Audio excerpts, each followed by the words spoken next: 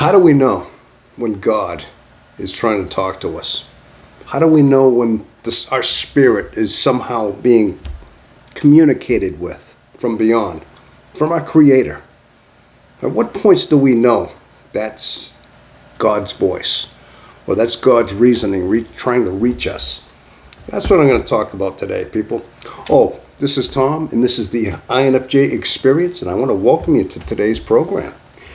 Yes, I told you, people, I like to go into a spiritual avenue at some points on this show. I think part of our INFJ journey is a spiritual one, and this is the aspect that I like to cover every so often.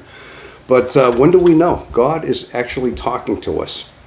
Honestly, the way I think of it is God is not, He is constantly with us. He's the Creator. He's always there. But I don't think that God is constantly hovering around us like a helicopter parent or anything like that. A lot of people think He's constantly there, and He's always there. I mean, if that's what gets people through the day, I mean, I'm not going to say that that's not the case. But in the way I communicate with God is the fact that it seems like God visits.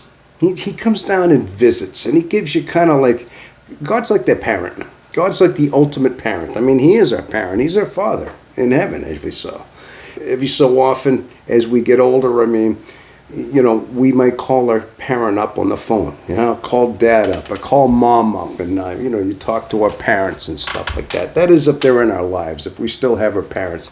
So occasionally we're reaching out, you know, and we want to talk to our parents and things like that. But we're not with them all the time. I mean, eventually we go off on our own. We have to live our own lives. We have to just be functioning and be independent in order to live a life. And of course, that's what we do. And for the most part, we're left to our own devices in the world. You know, we're left to our own vices, devices, I should say.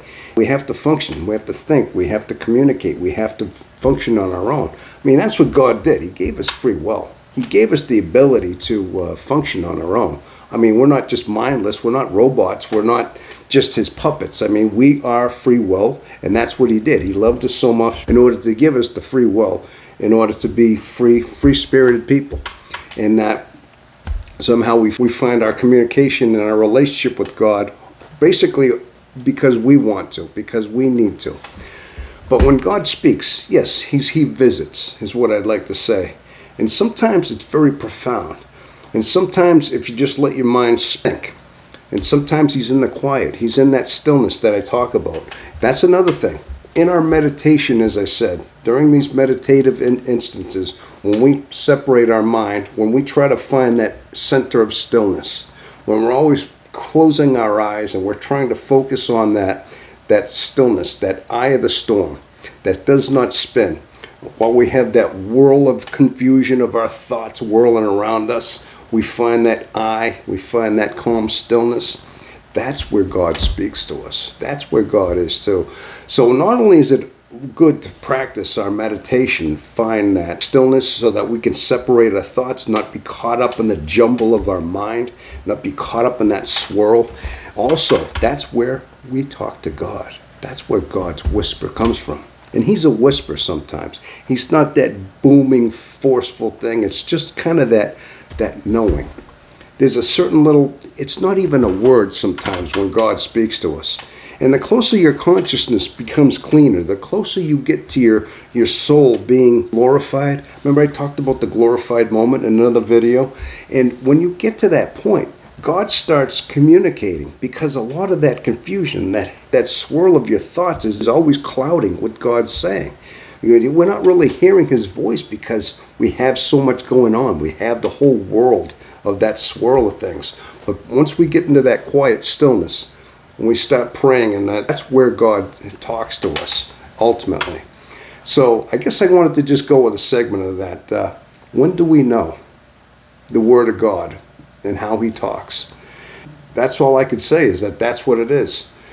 But I had just uploaded a short not long ago too, and it was just a quick one. I was taking a walk outside. In fact, this just happened a few hours ago. I was out, and it just dawned on me as I was trying to figure things out. It seems as though when I feel like I'm in pain, when I feel like my heart is hurting, and I feel empty, and I feel lost, and I feel a little bit lonely, it just dawns on me as I'm looking at it, trying to figure out what it is. It's almost like it's beyond me now. It's like an allegiance changes and takes over. You start feeling as though the ultimate suffering lone soul is you're almost empathically feeling what God is going through. You're almost feeling the crucifixion in a way of his son in a strange way. Now, I understand nobody is in agreement with a lot of the religious text here, and it's just this is a part of the aspect of this channel that I like to throw in there, and this is what I'm thinking, and this is what I'm feeling, is that yes, I think beyond us is that ultimately our empathy is actually picking up on the suffering of the soul of God. And as I said before, that our allegiance changes, people. We do change our allegiance. At some point, we're not suffering for ourselves anymore. Our own pain in our heart, we realize is not ours. We're feeling it from beyond. And we're actually feeling the suffering of God. And the suffering is the fact that he's longing. He's longing that we find salvation.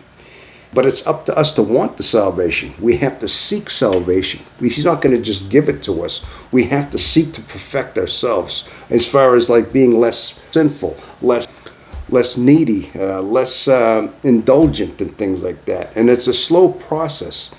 I believe, again, it's a lifetime of epiphanies. I mean, the meaning of life is not just one solitary epiphany. It's a lifetime of realizations, understandings as they unfold through our life. So it takes a lifetime in order to find a sense of salvation. And it takes a lifetime of just seeking, searching for that kind of, that whisper from God. So we're always trying to look for God in that way. Okay, well people, I think I'm going to let it go at that, okay? This is part of the aspect of my channel, is the spirituality side of this, and that's where I like to go with it. Being that I have a Christian faith, I stick to the Christian side of that. You know, I hope some of you people out there that hear my channel like this, that you could just understand that that's where my faith lies, people. But it's not a take. If you're a different faith and a different religion, I don't want to take it away from you. I just that's how I express mine. That's all. But I hope you have similar experiences of yourself when it comes to your spirituality. So people, I hope you like that one. Please subscribe to my channel again, and give me a thumbs up, and leave some comments. And also, enjoy this next video that is in line with the one I just that you've seen today. All right, people. Thank you so much again for sticking around to the end of this one, and have yourself a wonderful rest of your day. Thank you.